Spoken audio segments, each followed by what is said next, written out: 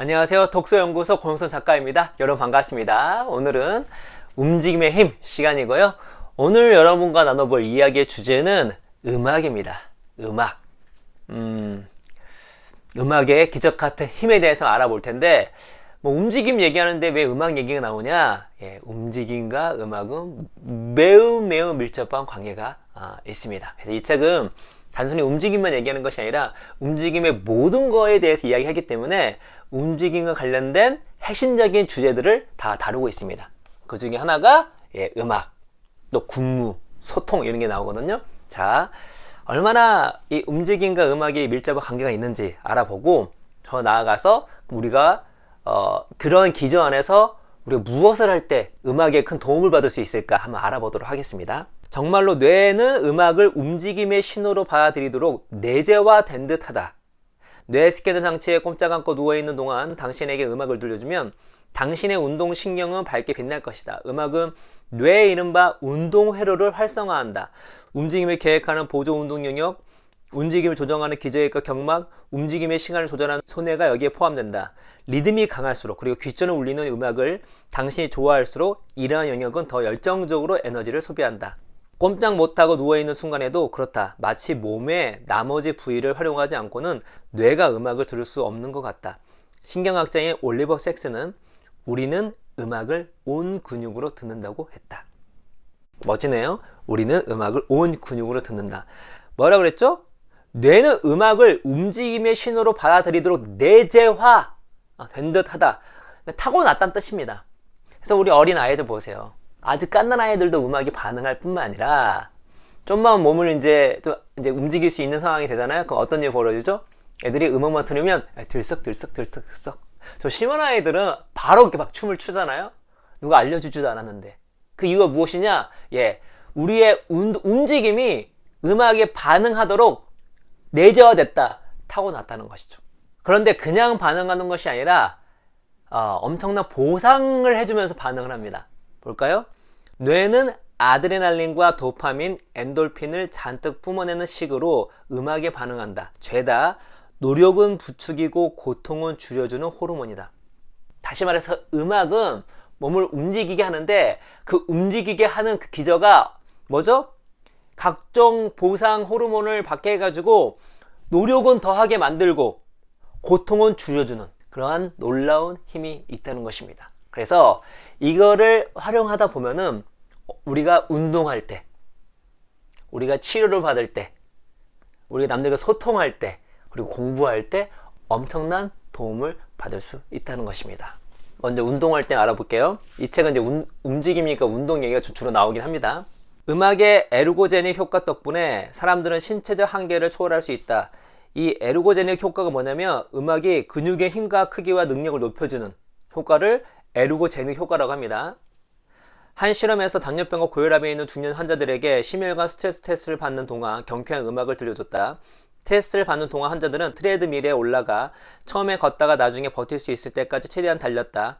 그 사이 실험자는 트레드밀의 속도와 경사도를 규칙적으로 올렸다. 대다수 6분쯤 지나자 숨을 헐떡였고 최대한 버텨도 8분을 넘기지 못했다. 그런데 음악을 틀어주면 평균 51초 정도 더 달렸다. 전력을 기울인 상태로 1분 가까이서 달렸을 것이다. 심혈관 스트레스 테스트는 당신의 심장이 얼마나 튼튼한지, 당신이 무엇을 견딜 수 있는지 결정하는 데 유용한 기준이 된다. 음악은 심장이 할 수 있는 일의 기준을 바꿔 놓았다. 운동선수는 흔히 이러한 장점을 활용한다. 신중하게 통제된 여러 실험에서 사운드 트랙을 첨가하자 조정 달리기 수영 선수들의 기록을 몇 초씩 단축하는 결과가 나타났다.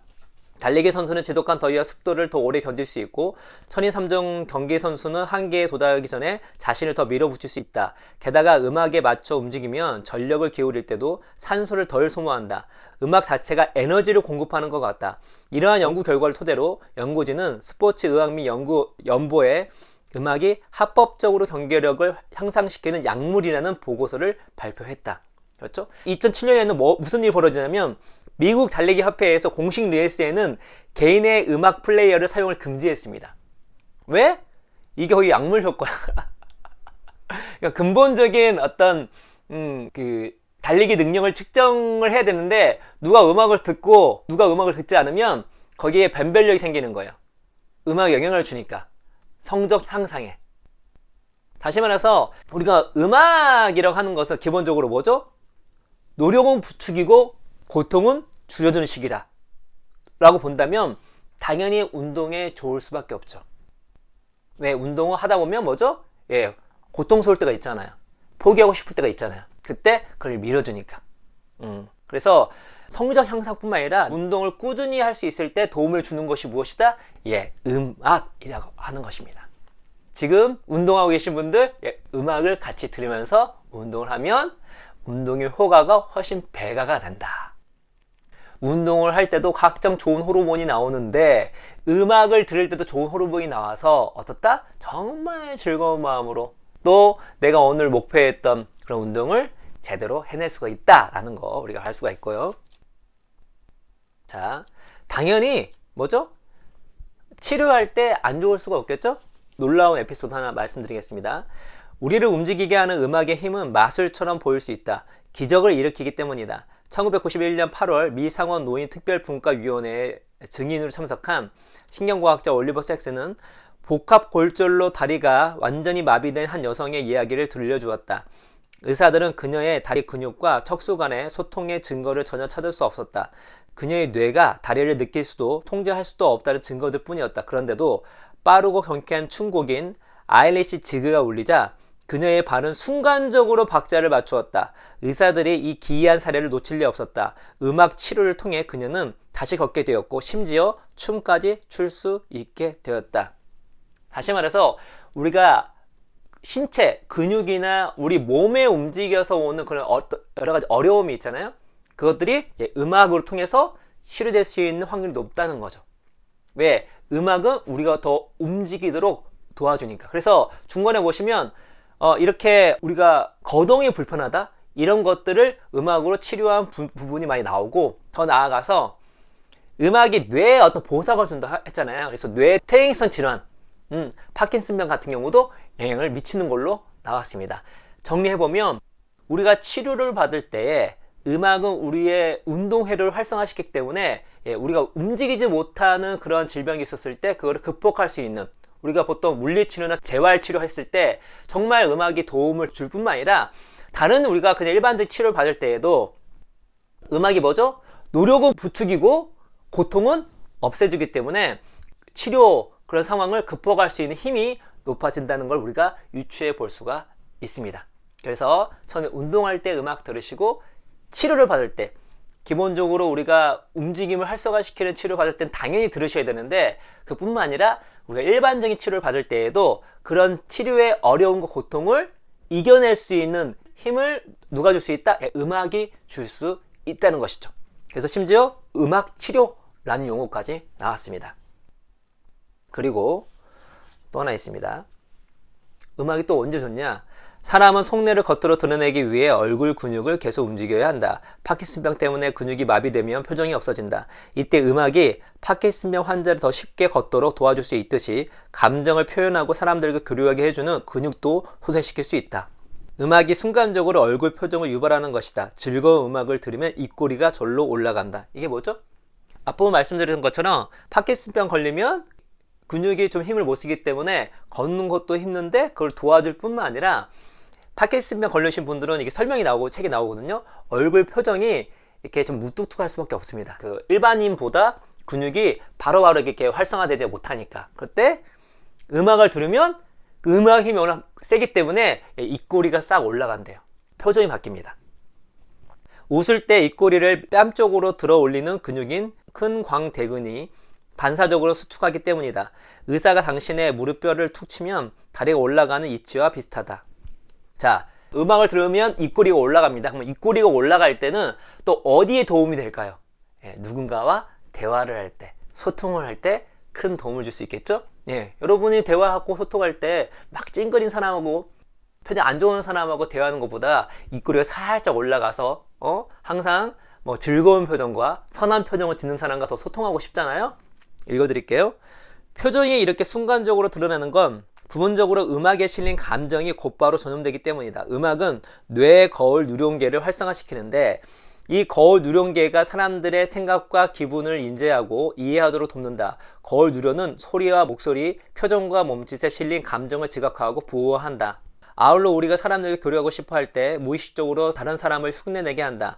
누가 당신을 보고 씩 웃으면 당신도 씩 웃는다. 옆에서 누가 깔깔거리면 당신도 덩달아 크게 웃는다. 또 맞잡은 손에 힘을 주거나 따뜻한 포옹을 다정하게 받아들인다.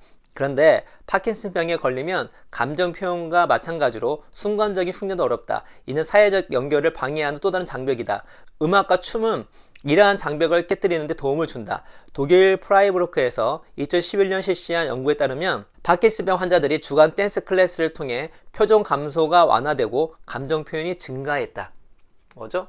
사람들과 소통할 때 음악이 큰 영향을 미친다는 것입니다. 물론 이 책 읽어보시면 운동, 댄스 이런 움직임 자체가 소통을 원활하게 해주는데 운동 플러스 음악이면 어떻죠? 더 사람이 소통을 잘할 수 있겠죠?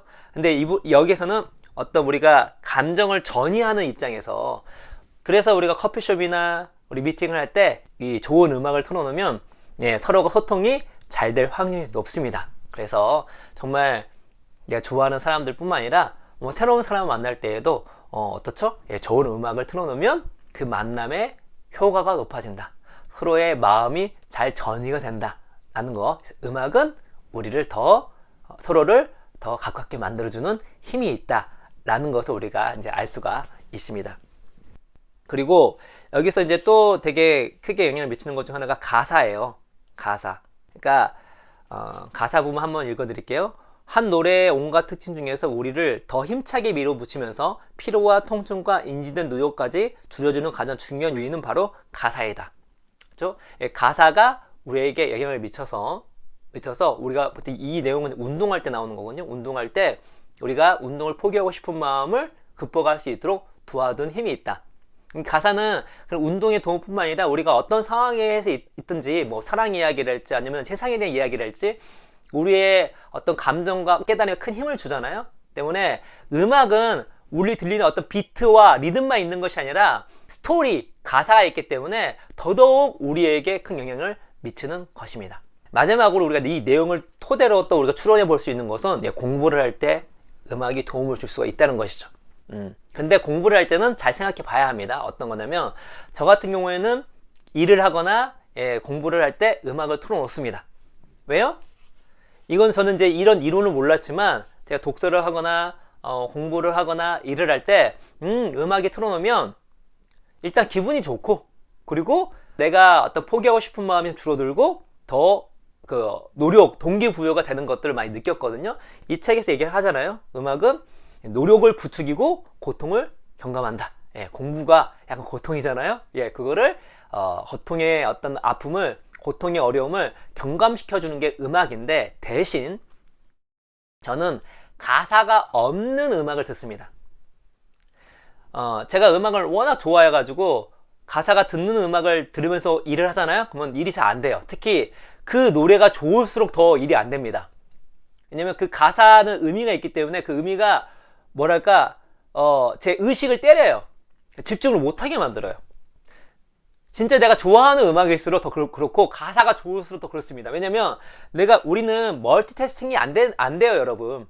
우리가 한 가지에 주의로 집중을 하잖아요. 그러면은 거기에만 우리가 올인하는 거지 두 가지 동시에 집중할 수는 없어요. 근데 우리가 일을 할 때는 특정한 우리가 주의를 어떤 지식적으로 집중을 해야 되기 때문에 가사가 침범하게 되면 공부가 방해를 되죠.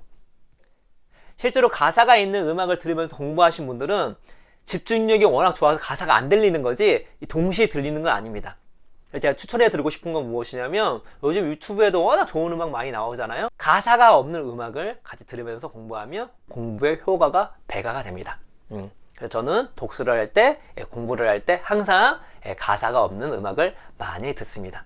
지브리 음악을 많이 듣거든요. 혹은 제가 전혀 알아들을 수 없는 언어로 된 음악을 들으면 괜찮더라고요. 그래서 영어를 잘하시는 분이 영어 음악을 들으면 안 되겠죠? 근데 만약에 내가 영어를 좀 못해 그러면 그걸 활용할 수 있습니다. 영어 음악을 들으면 영어가 확 안 들어오기 때문에 공부에 집중할 수도 있어요. 그래서 공부할 때는 음악이 도움을 주는데 이왕이면 가사가 없는 음악을 들으면 정말 공부 효율에 도움이 된다. 왜? 음악 자체가 우리의 노력을 부추겨주고 고통을 경감시켜주기 때문에 각종 보상 호르몬으로. 그렇죠?